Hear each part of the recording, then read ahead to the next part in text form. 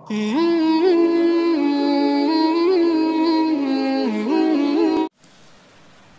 اللہ الرحمن الرحیم نحمده ونصلی ونسلم علی رسولہ الکریم اما بعد۔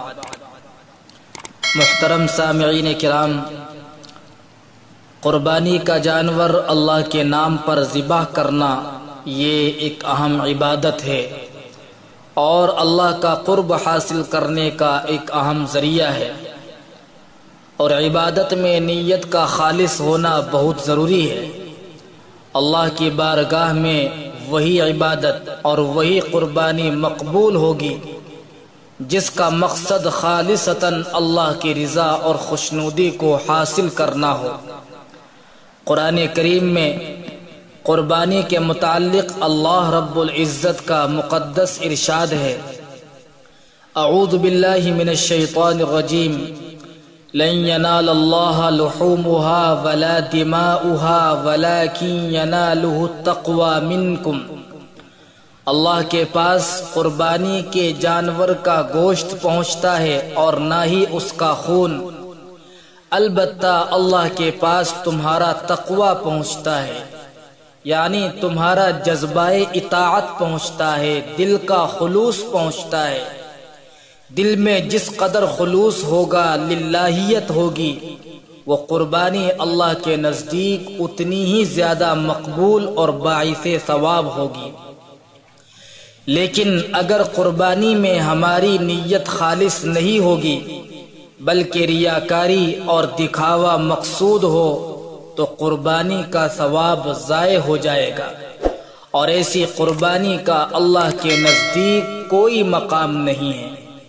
لہذا محلے داروں، دوست و احباب یا رشتہ داروں کو دکھانے کے لیے بڑے سے بڑا اور مہنگے سے مہنگا جانور خریدنا، یا اس نیت سے قربانی کرنا اور جانور خریدنا کہ اگر میں نے قربانی نہ کی تو لوگ کیا کہیں گے کہ فلاں آدمی صاحب حیثیت ہے، اس کے باوجود قربانی نہیں کرتا، لوگ مجھے طعنہ دیں گے، اس لیے قربانی کر رہا ہوں۔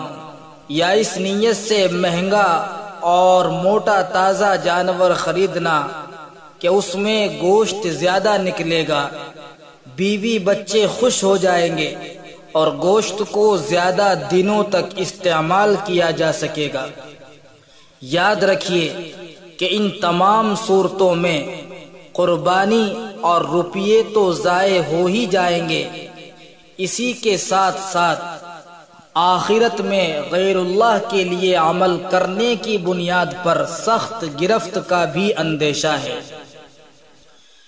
چنانچہ قیامت کے دن وہ اعمال کہ جن میں خلوص نہ ہو، للہیت نہ ہو، جو غیر اللہ کے لیے کیے گئے ہوں گے، اللہ تعالی ان اعمال کو رد فرما دے گا اور غیر اللہ کے لیے عمل کرنے کی بنیاد پر بندوں کی پکڑ فرمائے گا۔ تو نیت کا معاملہ اور نیت کا درست ہونا یہ بہت ہی اہم اور لازمی امر ہے۔ ہمیں اس چیز کو لے کر اپنا محاسبہ کرنے کی ضرورت ہے۔ نیت کی درستگی کی وجہ سے چھوٹے سے چھوٹا عمل بھی اللہ کی بارگاہ میں بڑا مقام حاصل کر لیتا ہے، اور نیت کے بگاڑ کی وجہ سے، نیت کے فساد کی وجہ سے، خلوص نہ ہونے کی وجہ سے بڑے سے بڑا عمل بھی اللہ کی بارگاہ میں رد کر دیا جاتا ہے۔ اس تعلق سے صحیح مسلم شریف میں ایک روایت موجود ہے کہ جس میں رسول اللہ صلی اللہ علیہ وسلم نے 3 ایسے لوگوں کے بارے میں خبر دی ہے کہ جن کو قیامت کے دن حساب کے لیے لایا جائے گا۔ ان کے پاس بظاہر اعمال تو بہت بڑے بڑے ہوں گے، مگر ان کی نیتیں اور ارادے خالص نہیں ہوں گے۔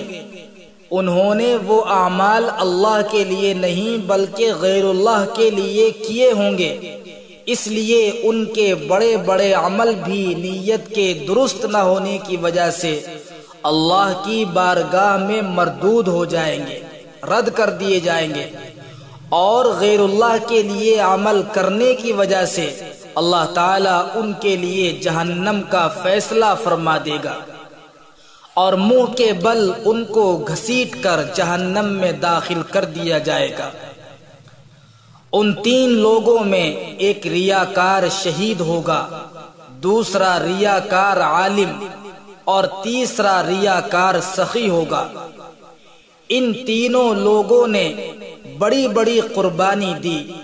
شہید نے اپنی جان کی قربانی دی، عالم نے وقت کی قربانی دی کہ ساری زندگی علم دین حاصل کیا اور پھر اس کو دوسروں تک پہنچایا، تیسرے نے مال کی قربانی دی کہ جہاں بھی اللہ نے خرچ کرنے کا حکم دیا وہیں اس نے خرچ کیا، مگر یہ قربانیاں اللہ کے لیے نہیں بلکہ دوسروں کو دکھانے کے لیے تھی کہ لوگ مجھے بہادر کہیں، لوگ مجھے عالم کہیں اور میرے پیچھے چلیں، لوگ مجھے سخی کہیں، ہمدرد اور غمخوار سمجھیں۔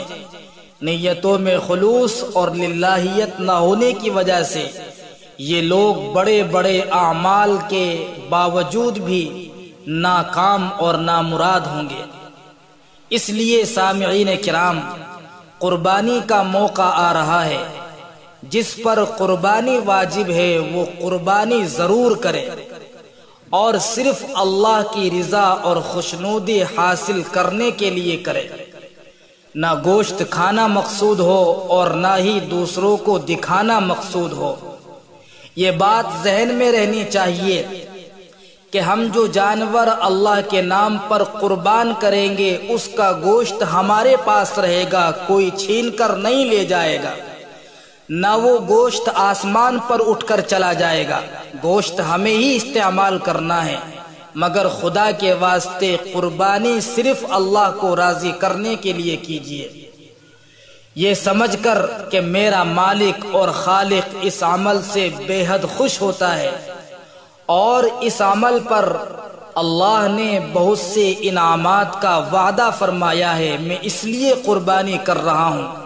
انشاءاللہ یہ قربانی کرنا ہمارا رائے گاہ نہیں ہوگا، اور یہ قربانی اللہ کی بارگاہ میں بہت بڑا مقام حاصل کرے گی، اور آخرت میں ہمیں اس کے بدلے میں بڑا اجر حاصل ہونے والا ہے۔ اللہ تعالی ہمیں خلوص کے ساتھ قربانی کرنے کی توفیق عطا فرمائے، آمین۔